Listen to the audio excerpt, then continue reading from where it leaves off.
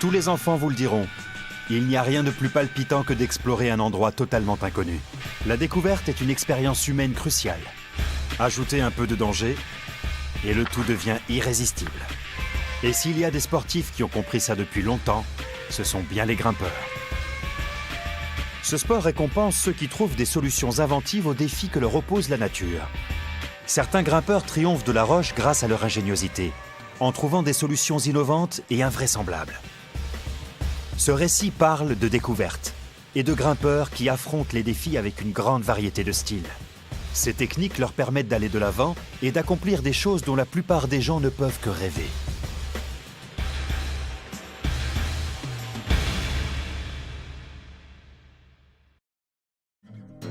Dans la ville de Boulder, au Colorado, nous faisons la connaissance du photographe Andy Mann.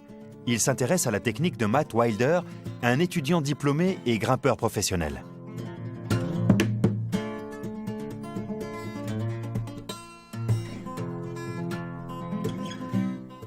En général, j'essaie de commencer ma journée tranquillement parce que les choses ont tendance à s'accélérer en un rien de temps. Je prends mon café le matin, je m'éclaircis les idées, je promène les chiens, je joue de la musique. J'ai vraiment une chance extraordinaire d'avoir tellement d'amis et tellement de gens qui me proposent de les accompagner pour prendre des photos. J'ai l'impression que ma vie est une aventure quotidienne. Je m'appelle Andy Mann, je vis à Eldorado Springs dans le Colorado et je suis photographe professionnel. Quand je suis sur place avec mon appareil et que je photographie Matt, je peux sentir quand il se met à réfléchir au problème. Ça se voit à sa manière de tout planifier, depuis l'extrémité de ses chaussures jusqu'à la position de son matériel et sa gestion de la météo, en passant par son temps de repos et son régime. Il n'est pas très grand ni très costaud, mais il est vraiment intelligent. Andy a eu l'opportunité d'observer Matt venir à bout de quelques-unes des parois les plus problématiques des États-Unis grâce à une approche et des capacités uniques qui relèvent véritablement du génie.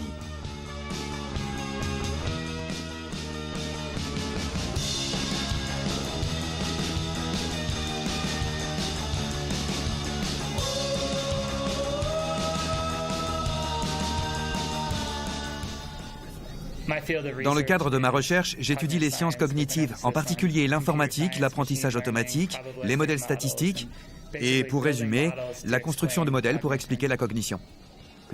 Il y a un mythe selon lequel Matt Wilder est capable de résoudre un Rubik's Cube en 20 secondes et quelques et qu'il gagne de l'argent comme ça. Mais je pense que c'est juste un mythe. Je résous le Rubik's Cube en moins de 30 secondes. Mélangez-le autant que vous voulez. Venez, mélangez-le. C'est impossible. J'ai passé tellement d'heures à essayer de résoudre ça. 30 secondes, c'est impossible.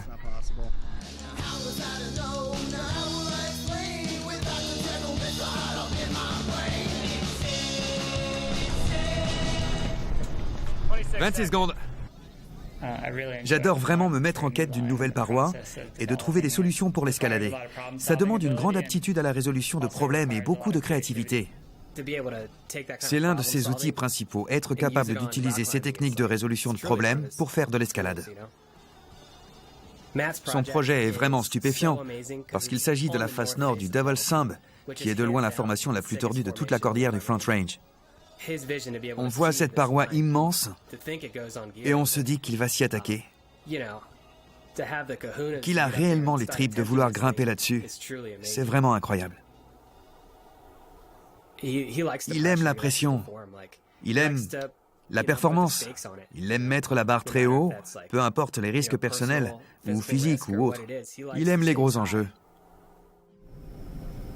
De pratiquement n'importe quel endroit de la région, on peut apercevoir la forme du Devil's Thumb qui se détache sur le ciel.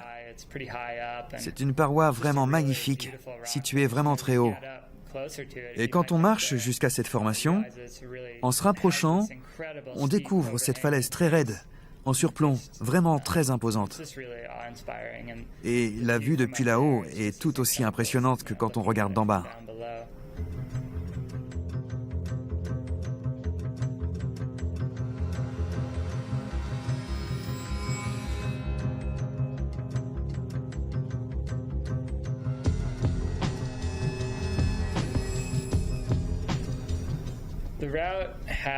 Il y a vraiment des sections dangereuses sur cette voie d'escalade. Les 15 premiers mètres n'offrent pas vraiment de bonnes prises. Il faut utiliser des mouvements de niveau 7A environ, qui sont relativement techniques. Alors, ça demande beaucoup de précautions pour ne pas tout faire rater. Certaines fixations peuvent tenir, mais c'est un endroit où il vaut mieux ne pas tomber. Donc, c'est la partie la plus dangereuse de cette voie.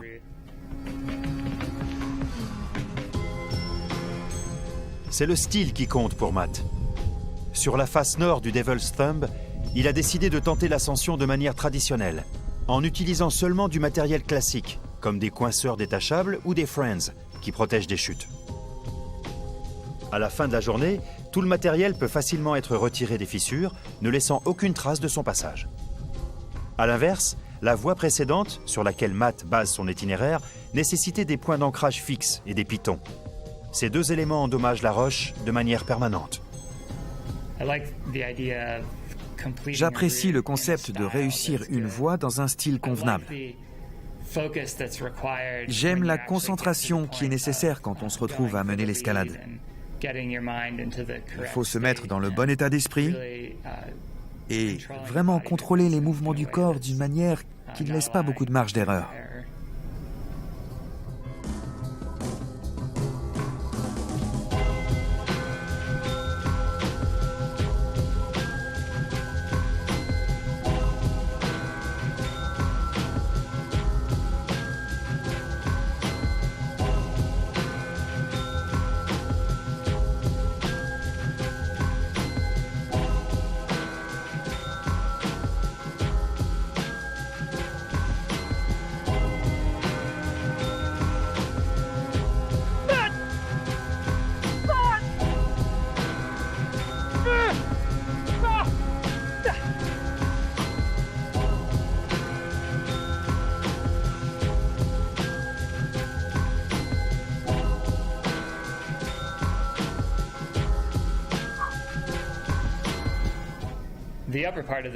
La partie supérieure de la voie a quelques sections qui sont un peu inquiétantes également,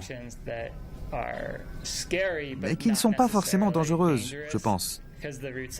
Comme la paroi est complètement en surplomb, en cas de chute, on tombe juste dans le vide, sans rien heurter. Néanmoins, c'est plutôt effrayant. Certaines des prises près du sommet sont vraiment limites, et les derniers mouvements quand on grimpe sur la paroi supérieure et qu'on se rétablit sur le promontoire, c'est vraiment étourdissant.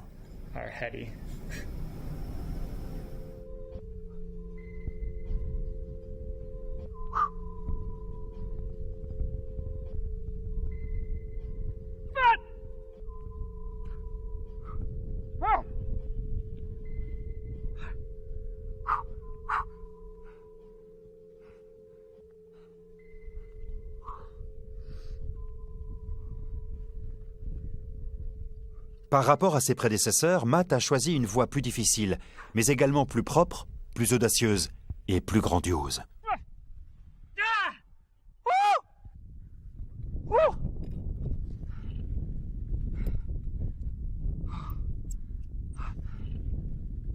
Ça y est, la fin est vraiment flippante.